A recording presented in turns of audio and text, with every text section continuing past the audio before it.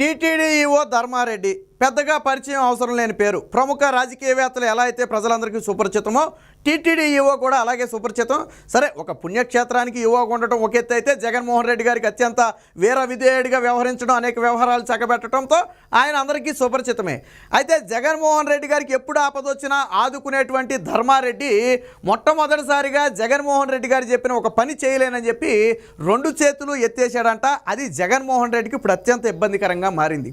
వాస్తవానికి ఎవరైతే టీటీడీ ఈవోగా ఉండి ఆ దేవస్థానానికి వచ్చే ప్రముఖులందరినీ, రాష్ట్రపతి, ప్రధానమంత్రి దగ్గర మొదలు పెడితే, సుప్రీంకోర్టు చీఫ్ జస్టిస్ దగ్గర మొదలు పెడితే, ఇతర దేశాల అధ్యక్షులు కూడా ఆ గుడికి వచ్చి సందర్శించుకుని వెళ్ళిన సందర్భాలు చాలా ఉన్నాయి గతంలో. సో అలాంటప్పుడు న్యాయ వ్యవస్థకు చెందిన వాళ్ళు కూడా చాలామంది వస్తూ ఉంటారు. వాళ్ళందరినీ మచ్చిక చేసుకుని తరువాత దాన్ని జగన్మోహన్ రెడ్డి అవసరాల కోసం ఆయన ఉపయోగించుకుంటాడు అనేది ఇప్పటి వరకు ఉన్నటువంటి వాదన. ఫర్ ఎగ్జాంపుల్, ఉదాహరణకు గతంలో చూడండి, ఒక 2 కోట్ల రూపాయల వజ్రాలు వచ్చిన ఒక జడ్జి ఇంట్లో పెళ్లికి వెళ్ళి ఆయనకి ఇచ్చే ప్రయత్నం చేస్తే ఆయన తిరస్కరించాడు కదా, మనందరికీ తెలిసిందే. ఇకపోతే రఘురామకృష్ణరాజు వ్యవహారంలో మీకు గుర్తుందో లేదో, ఆయన్ని కస్టోడియల్ టార్చర్ చేశారని చెప్పి ఆరోపిస్తూ తను ఆర్మీ ఆసుపత్రికి రిఫర్ చేయమంటే ఆర్మీ ఆసుపత్రికి వెళ్ళాడు. ఆయన హైదరాబాద్లో ఆర్మీ ఆసుపత్రికి వెళ్ళాడు. అక్కడ నెగిటివ్గా, అంటే ఏదైతే దెబ్బలు తగిలాయో ఆ రిపోర్ట్ కాకుండా దెబ్బలు తగలలేదనే ఒక రిపోర్ట్ ఇప్పించే ప్రయత్నం కూడా జరిగింది. ఒక ఆర్మీ ఆసుపత్రిని మేనేజ్ చేసే ప్రయత్నం జరిగింది. ఎవరు మేనేజ్ చేసే ప్రయత్నం చేశారంటే ధర్మారెడ్డి చేశారు అనేది ప్రధాన ఆరోపణ. ఎందుకని అంటే, ధర్మారెడ్డి గతంలో కేంద్రంలో డిఫెన్స్ విభాగంలో పనిచేసి వచ్చాడు. ఆ రక్షణ శాఖకు సంబంధించిన కొంత పరిచయాలు ఆయనకి ఈ రోజుకి స్టిల్ ఉన్నాయి. ఎందుకంటే ఆల్రెడీ పనిచేసి వచ్చాడు కాబట్టి. ఈయన ఐఏఎస్ అధికారి కాదు. సాధారణంగా టీటీడీ ఈవో అంటే ఐఏఎస్ అధికారి ఉంటాడు, బట్ ఈయన ఐఏఎస్ అధికారి కాదు. అయినప్పటికీ కూడా కేంద్ర సర్వీస్ నుంచి వచ్చాడు, రాజశేఖర్ రెడ్డి టైం నుంచి వచ్చాడు. సరే, తర్వాత అంతా జరిగిందంతా అది వేరే కథ అనుకోండి. అయితే అప్పట్లో మేనేజ్ చేసే ప్రయత్నం చేశాడు, బట్ ఆయన శక్తి చాలా. ఎందుకంటే అక్కడ కోర్టు ఇన్వాల్వ్ అయి ఉంది. కోర్టు సీరియస్ కేసులో కోర్టు ఇన్వాల్వ్ అయి ఉంది కాబట్టి ఆయన ప్రయత్నం చేసినా కానీ ఫలించలేదు.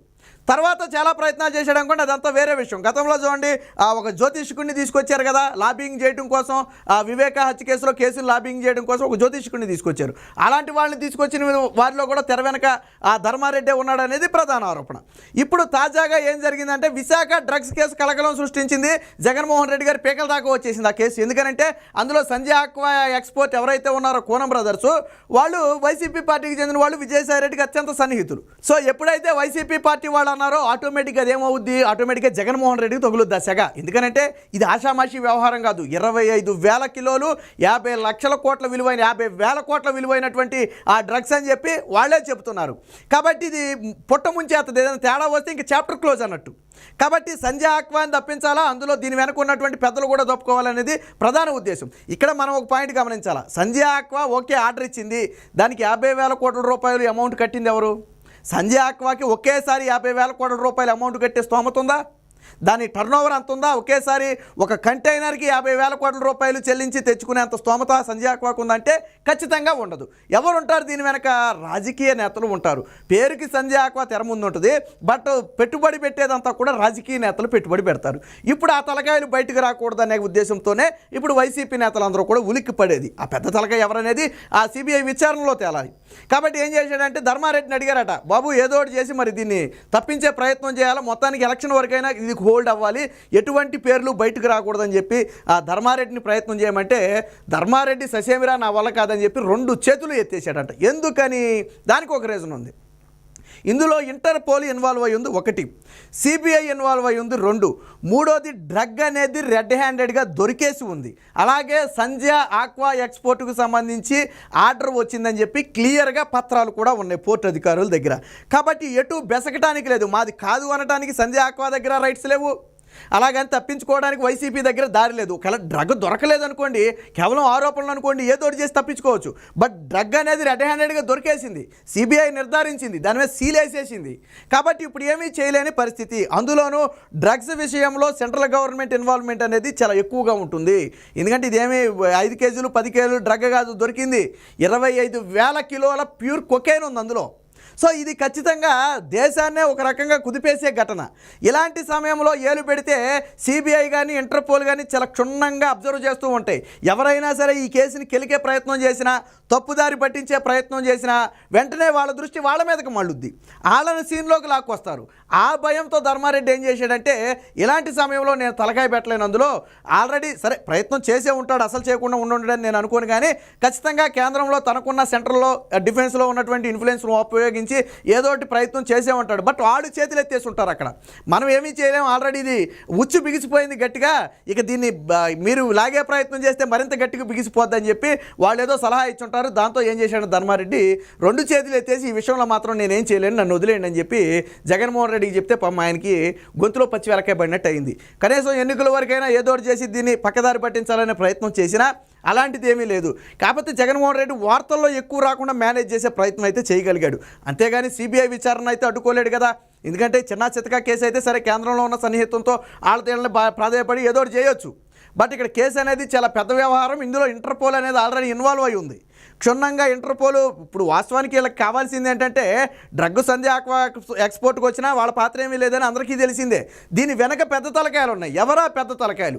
ఎప్పటి నుంచి బిజినెస్ సాగుతుంది? ఎన్ని కంటైనర్లు తెచ్చారు? ఇప్పటి వరకు దేశంలో ఏ ఏ ప్రాంతాలకు దీన్ని సప్లై చేశారు? మీకు ఎవరెవరు దీన్ని డీలర్లుగా ఉన్నారు? ఇలాంటి అనేక విషయాలు బయటికి లాగాలి. సో డ్రగ్ మాఫియా మొత్తాన్ని కూడా పట్టుకోవాలంటే దీన్ని క్షుణ్ణంగా విచారించాలి. కాబట్టి ఇలాంటి సమయంలో నేను తలకాయ పెడితే ఇప్పుడు నా మీదకు వస్తుందని చెప్పి ధర్మారెడ్డి చేతులు ఎత్తేయడంతో జగన్మోహన్ రెడ్డికి దిక్కుతోచని పరిస్థితి. సాధారణంగా ఎన్నికలు అయిపోయినాక అనుకోండి, ఆ తర్వాత ఏం జరిగినా ఓకే, అది వేరే విషయం. బట్ ఇప్పుడు ఎన్నికలు దగ్గర ఉన్న నేపథ్యంలో అసలు విశాఖకు డ్రగ్ వచ్చిందంటేనే వైసీపీకి సగం ఇదైపోయింది. అందులో సంజయ్ ఆక్వా పోర్ట్స్ పేరు మీద రావటం, ఆ కోనం బ్రదర్స్ ఏమో విజయసాయి రెడ్డికి సన్నిహితులు కావటం, వాళ్ళంతా వైసీపీ పార్టీకి నాయకులుగా పనిచేయటం జగన్మోహన్ రెడ్డిని ఉక్కిరి బిక్కిరి చేసేసిన పరిస్థితి. ఎటు తప్పుకోవడానికి అవకాశం లేదు. మరోపక్క పురంధేశ్వరి మీద అబద్ధపు ఆరోపణలు చేసినందుకు ఆవిడ 20 కోట్ల రూపాయల పరువు నష్టం దావాని సాక్షి పేపర్కి పంపింది. సో అంటే మింగుడు పడట్లా. ఏం చేయాలి? జగన్మోహన్ రెడ్డి చేతులు కాళ్ళు ఆడిన పరిస్థితి. ఒక పక్క అభ్యర్థులను చూసుకోవాలా, మరో పక్క ప్రతిపక్షాలను ఎదుర్కోవాలా, ఇంకో పక్క ఈ డ్రగ్స్ వ్యవహారం ఒకటి ఆ చుట్టుముట్టేసింది. అంతే. ఇక్కడ ధర్మారెడ్డి కూడా ఒకటి ఆలోచించాడు. వాస్తవానికి ఇది మునిగిపోయేనావా అందరికీ తెలిసిందే వైసీపీ. సో ఇలాంటి సమయంలో నేను తలదూర్చి మళ్ళీ నేను ఇరుక్కోవడం ఎందుకు? ఇప్పటికే నా మీద బోర్డు ఆరోపణలు ఉన్నాయి. ఏం ఆరోపణలు ఆర్రైజ్ చెప్పలేదా? ఒక జడ్జికి 2 కోట్ల రూపాయలు వాచి కానివ్వండి, ఆ గతంలో RRR విషయంలో ఆర్మీ ఆసుపత్రిని మేనేజ్ చేసే విషయం కానివ్వండి, ఇలాగ కొన్ని ఆరోపణలు అయితే గతంలో ఉన్నాయి. ఇన్ని ఆరోపణలు ఉన్నాయి కాబట్టి ఇలాంటి సమయంలో నేను తలదూరిస్తే మళ్ళీ ఇది నాకు అంటుకుందంటే నేను బయటికి రాలేను, నాకెందుకు వచ్చింది తలనొప్పి, ఆల్రెడీ ఇది మునిగిపోయేనావా పుట్ట మునిగిపోయేనావా విషయంలో మనకెందుకని చెప్పి ధర్మారెడ్డి అయితే చేతులెత్తేసిన కనపడుతుంది. ఇక ధర్మారెడ్డి చేతులెత్తేయడంతో జగన్మోహన్ రెడ్డికి దిక్కుతోచిన పరిస్థితి.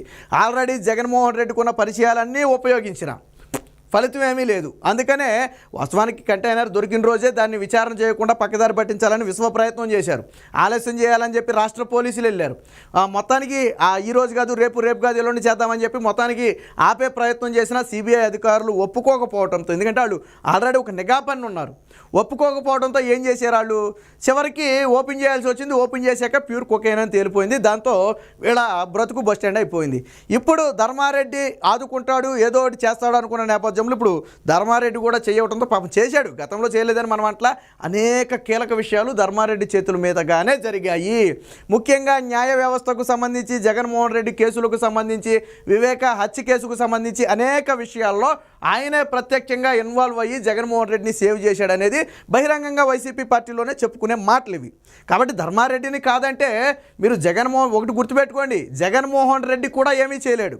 గతంలో ఇలాగే ధర్మారెడ్డికి ఎదురు తిరిగిన ఒక వ్యక్తిని ఏదో వైసీపీకి సంబంధించిన ఏదో వ్యూహం సినిమాకు డైరెక్టర్ అనుకుంటా, నిర్మాత అనుకుంటా, అతను తర్వాత జగన్మోహన్ రెడ్డి నీకు టీటీడీలో పదవి ఇస్తానని చెప్పినా ధర్మారెడ్డికి ఎదురు తిరిగాడని చెప్పి ధర్మారెడ్డి ఇవ్వనివ్వలా, జగన్మోహన్ రెడ్డి ఇస్తానని మాట ఇచ్చి కూడా ఇవ్వలేకపోయాడు.